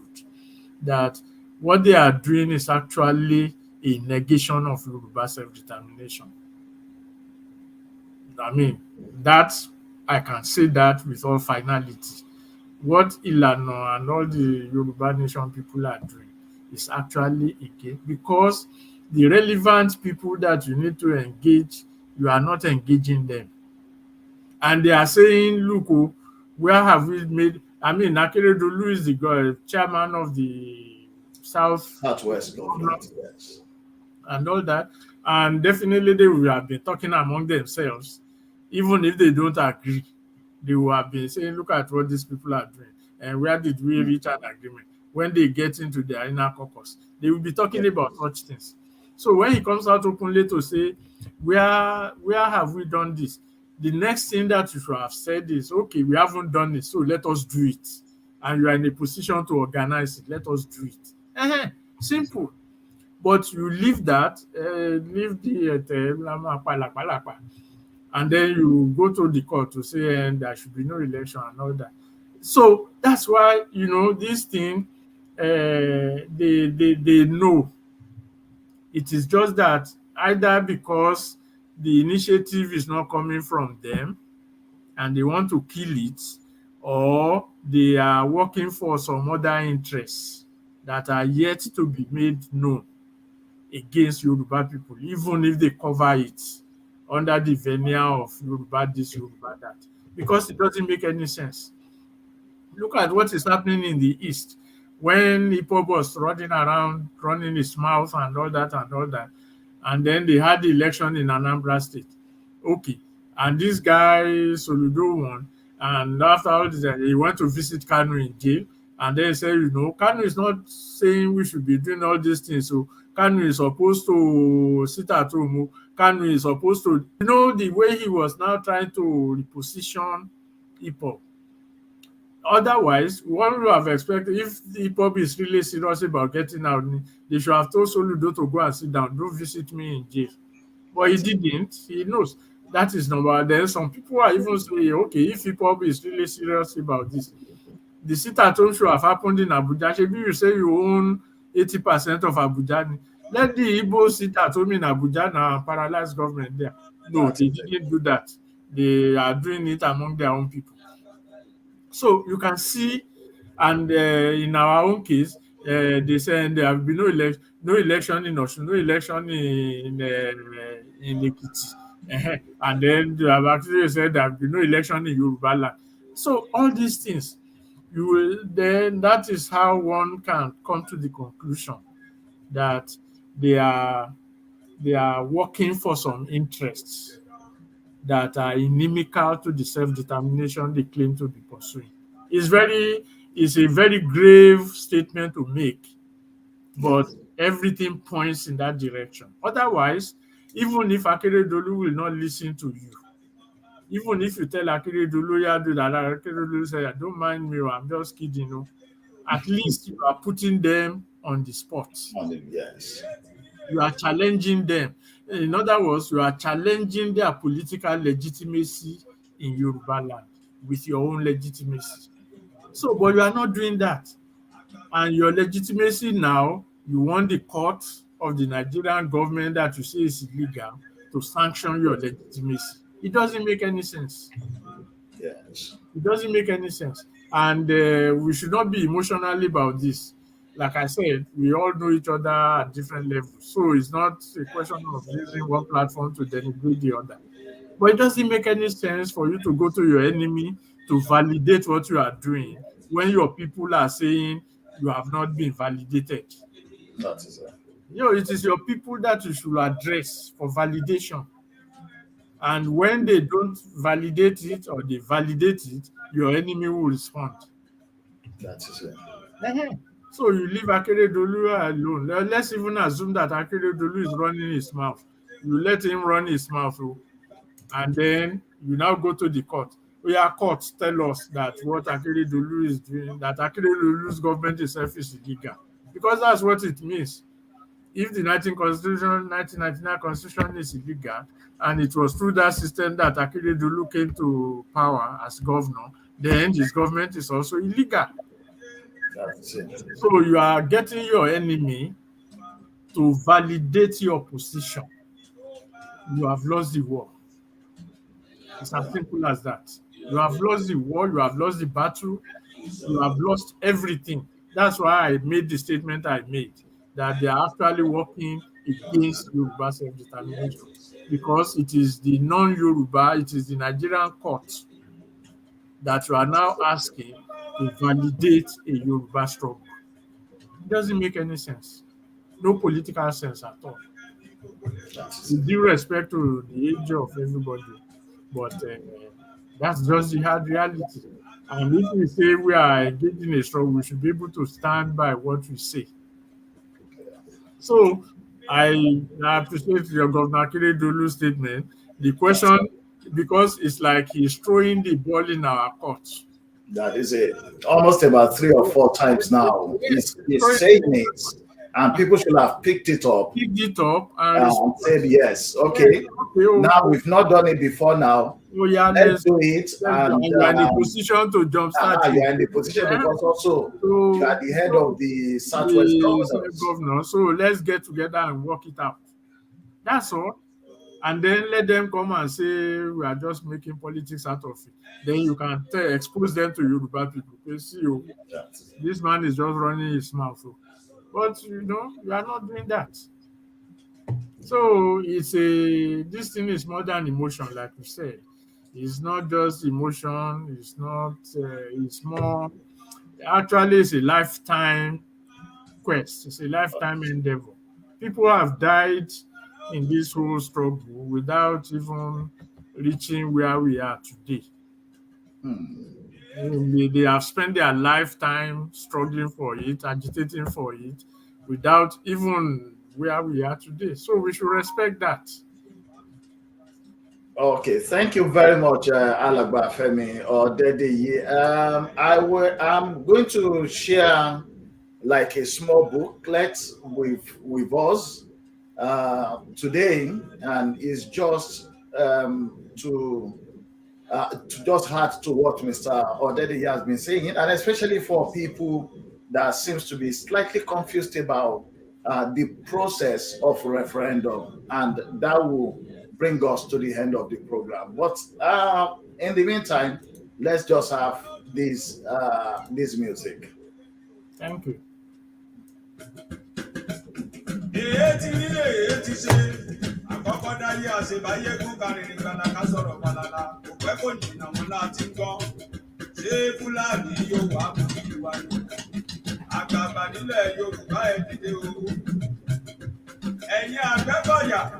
Ẹ dìde, ogun Fúlàní ò gbọ́dọ̀ borí wa.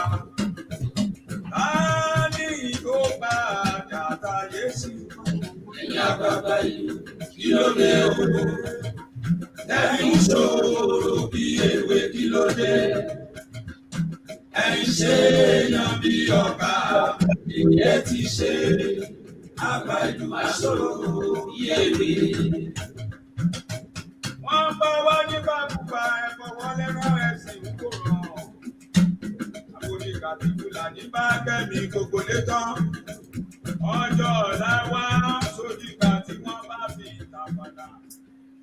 Okay, welcome back, viewers. The book that I just want to show to us is just right in my hand here.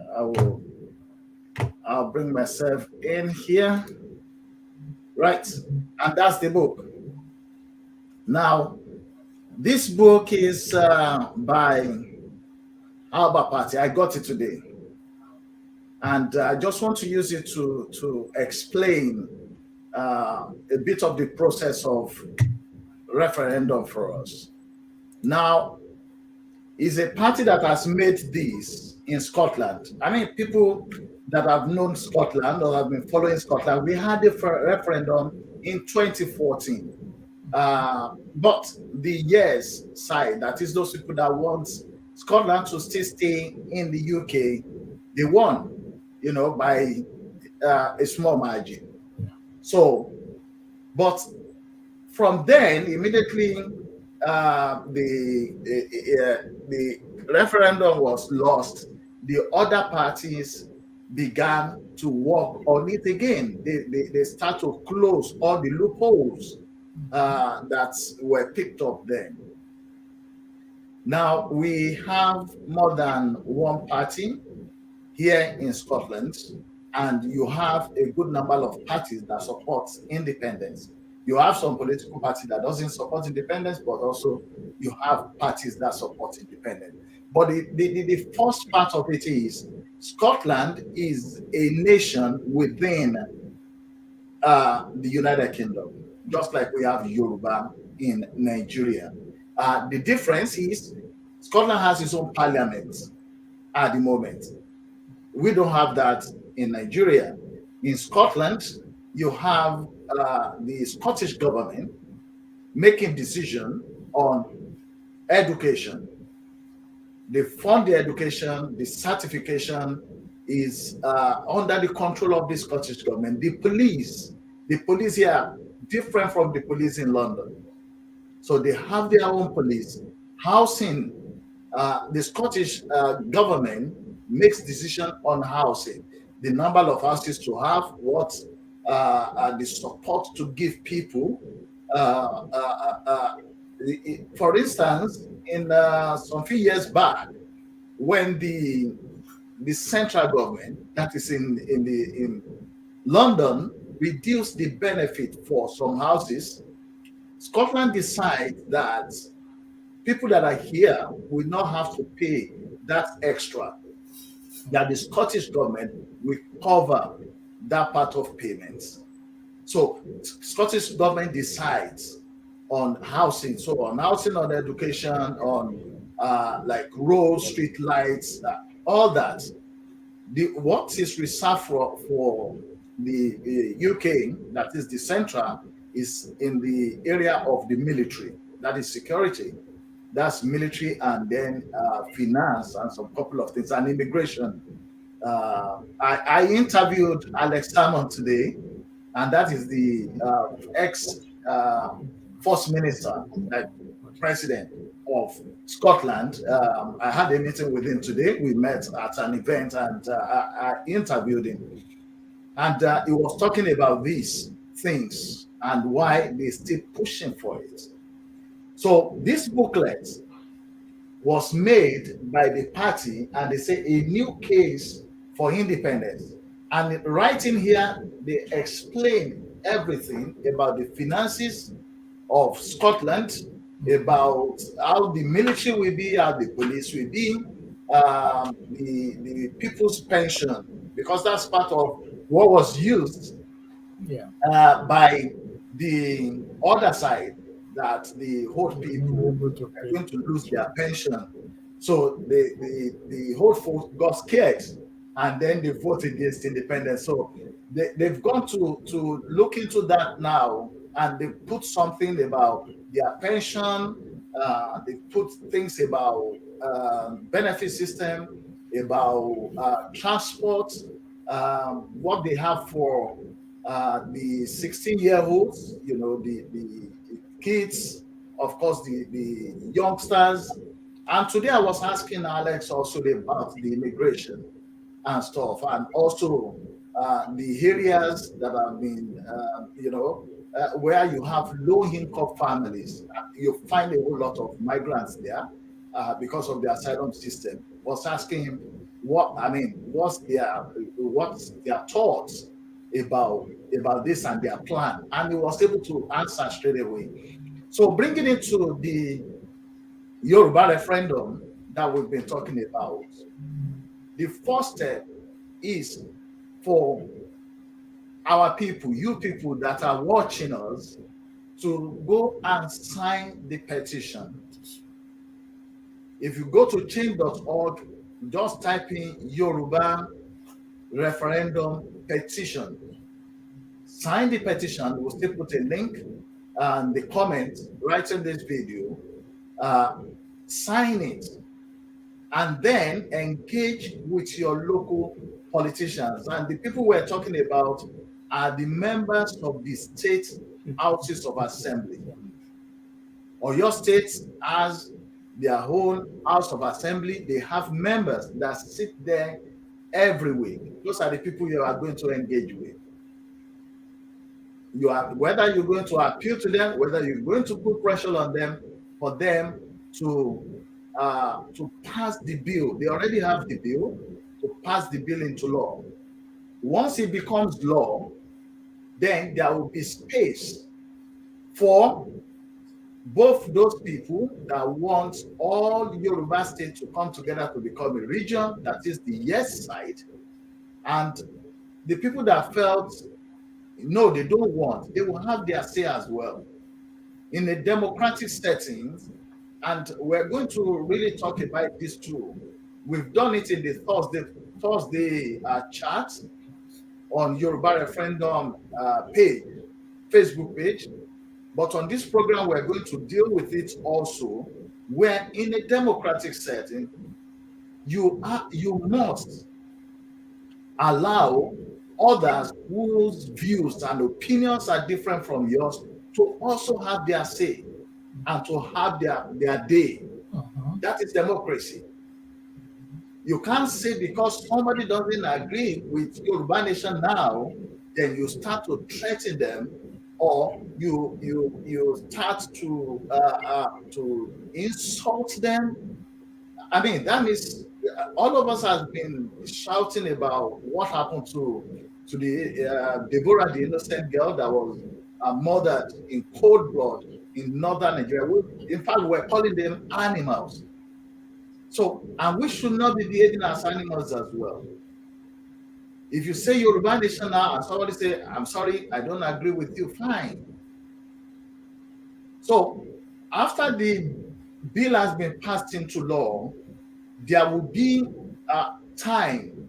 It might be 6 months, it might be 9 months, it might be 1 year that will be set for the referendum to take place. Within that 1 year, booklets like this will be made to let people know why it's better for all the Southwest states to come together to become a region, why our education is going to be better, why our economy is going to be better, while our politics is going to be better, representative, why our housing, why our policing, security, everything will be laid out.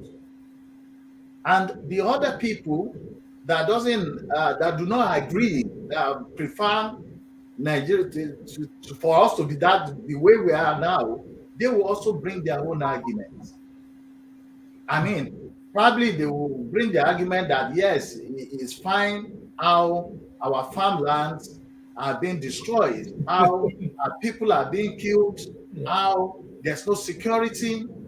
I mean, they will bring their own arguments, and there will be town hall discussions. There will be media chats between the two groups, just to make the people to know what is in store for them if they vote to have Yoruba states coming together, or if they decide that they just want to retain it as is. So there will be space for that right up until the time that people will vote. So by the time people are going to vote, they are informed. They can make an informed decision, and within that time also they will be set the polling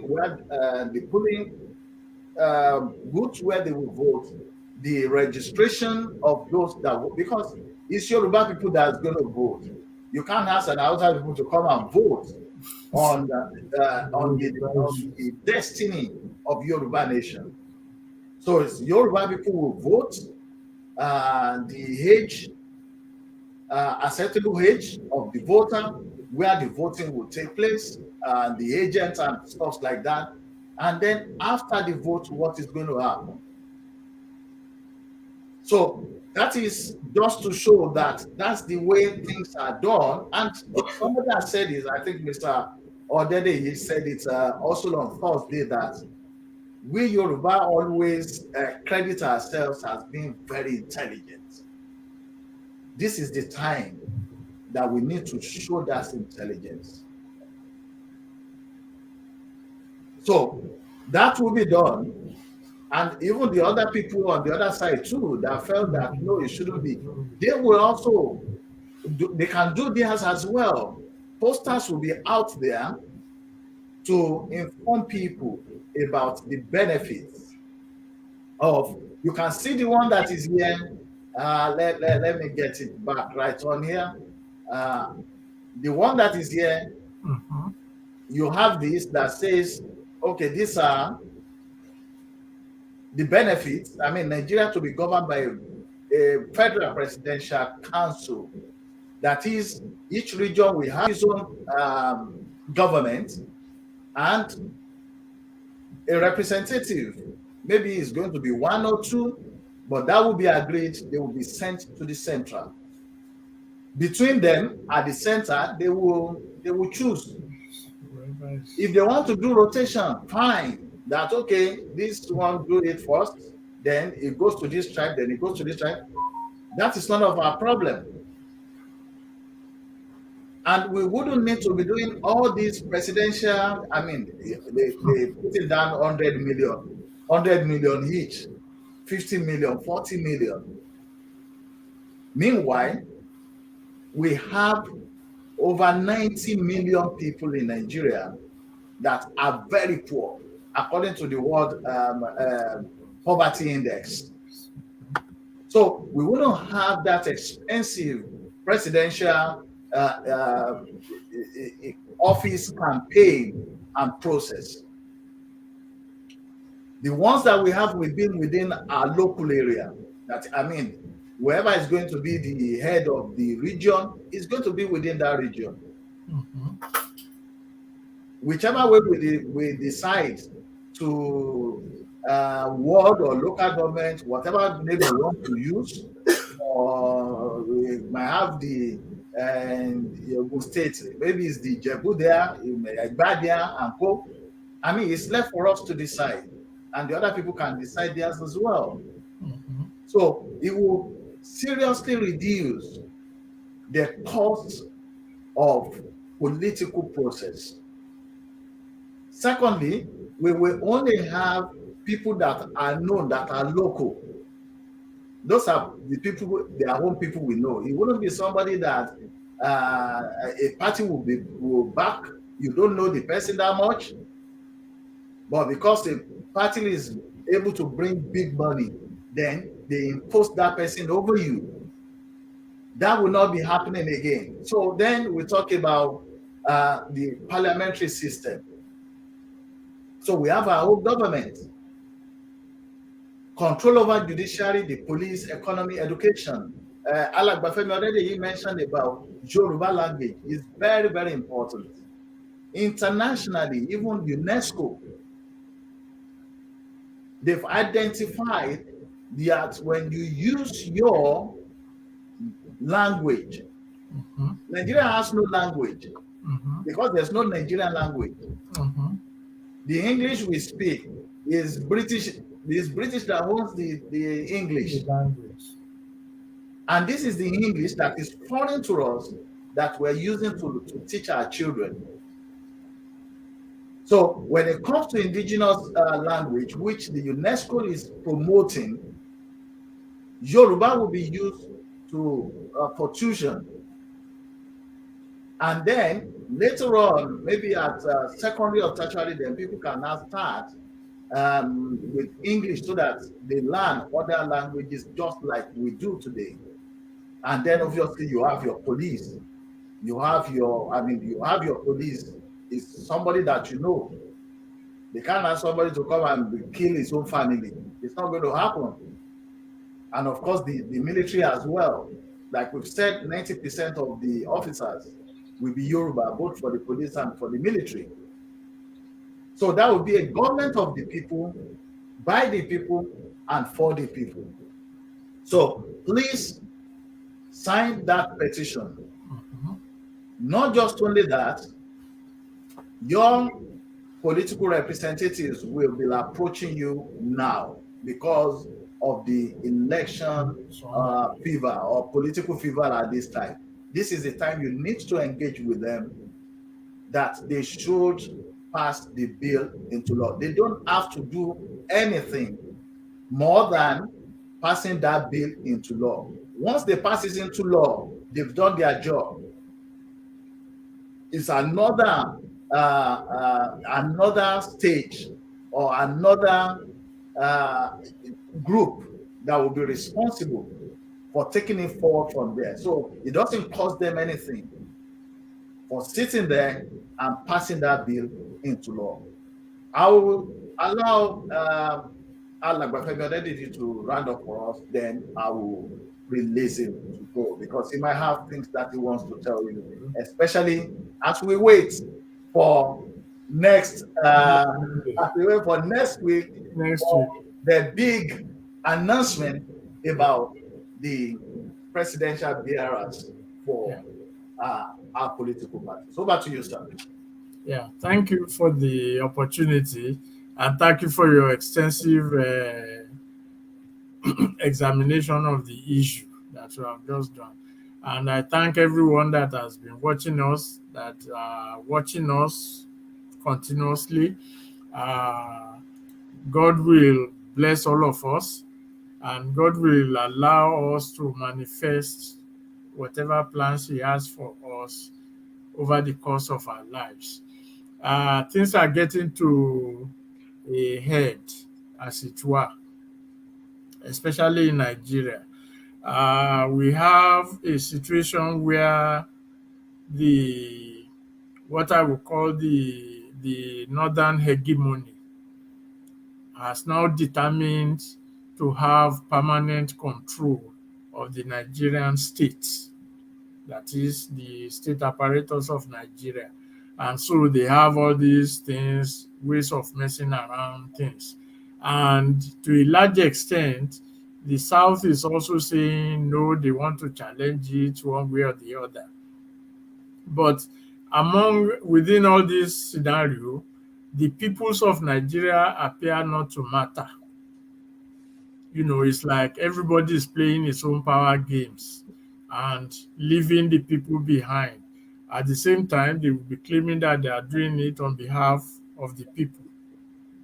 So that is where we come in as the Yoruba Referendum Committee, that let the Yoruba people and other peoples definitely take control of their future, take control of their lives, so that they will be able to determine and regulate how to live that life. And that is the import of the Yoruba referendum. Now, the headship of the Nigerian state is now being determined between the APC and the PDP. And they have given, of course, with other parties also, they have given them themselves. They have given themselves a timeline where their candidates will emerge. For us, it doesn't matter who the president is. What matters is for Yoruba people to determine what they want for themselves. Once that is done, we can engage anybody that is the president. So that's why we are insistent on promoting this Yoruba referendum, why we are asking you to sign the petition if you have not signed it, to engage your local politicians when they come for votes and stuff like that.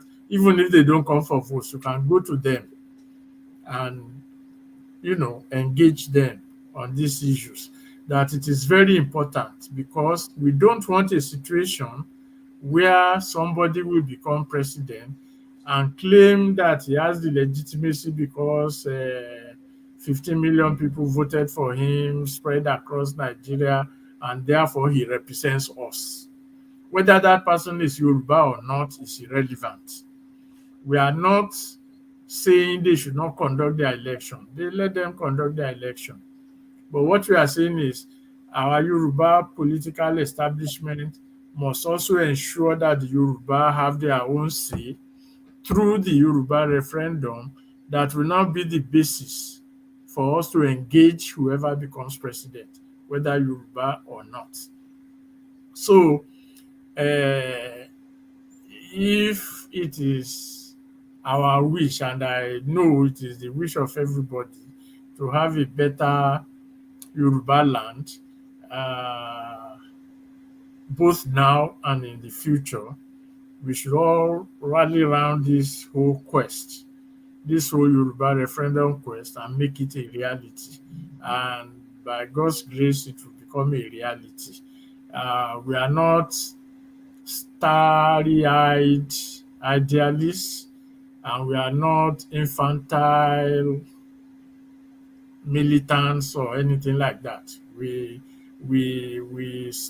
know what the political realities are. Quite a lot of us have been involved in all kinds of struggles over a long period of time. So it's not something that we just arrived at yesterday or today or day before yesterday. So with your cooperation and the cooperation of everyone, again, I have nothing more to say except to thank you for spending the time to be with us, and hoping that whatever it is that we say has added to your understanding and aided your possibilities of becoming active in it. That anything we say or I say against any individual or any organization is not to abuse or anything, but to address issues, because these are things that are said publicly. They can be defended publicly. They can be challenged publicly. That's why we don't personalize. We address the issues as they arise. And it will pay every one of us, if we can start addressing issues as they present themselves and reduce the level of emotions. Yes, we need to be passionate about what we are doing. We need to be, very passionately attached to what we are promoting. But that passion must also be uh, attached to a deeper knowledge and deeper understanding of what the whole thing is all about. So I thank you. I thank the host for giving us the opportunity, because I represent the committee, to make our case to the world. And we hope and we pray that our message will resonate and people will get to understand us more and become more committed in the days to come, especially after, when we know who is going to contest for the president, because everybody will now start talking, like the governor of Sokoto State who wants to be president is talking about devolution. I mean, which we have debunked. We are not looking for devolution. Or Atiku, who is talking about, I don't even know what he's talking about. And so many others like that, even in the APC. They'll just be talking, sir. So let's be focused in what we are demanding, so that when we confront them, it will be based on knowledge, understanding, and the wisdom that is from above. Thank you. Right, thank you very much. And I think that is us signing out for today. We'll see you in another 2 weeks. 2 weeks, when we will have known We'll have known who are the flag bearers. yeah. Or they will have spent the dollars and the naira. Yeah.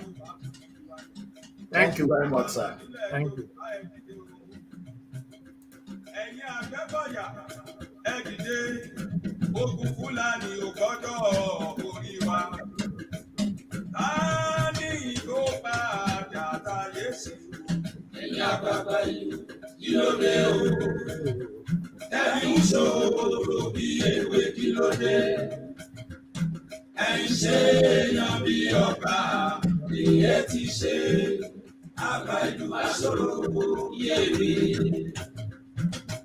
Wọ́n bá wá ní bàbúbà ẹ̀fọ́ wọlé rán ẹ̀sìn kòrò. Àwọn oníkàtúntà ní bá gbẹ̀mí gbogbo létán. Ọjọ́ ọ̀la wá sójú ìgbà tí wọ́n bá fi àbàlà. Àkàrà òjò lówó nílé gbógi sọ́dún onílé ní òní gbà fún un. Èé ti nílé èé ti ṣe. Àkọ́kọ́ dájú àṣebáyé kò.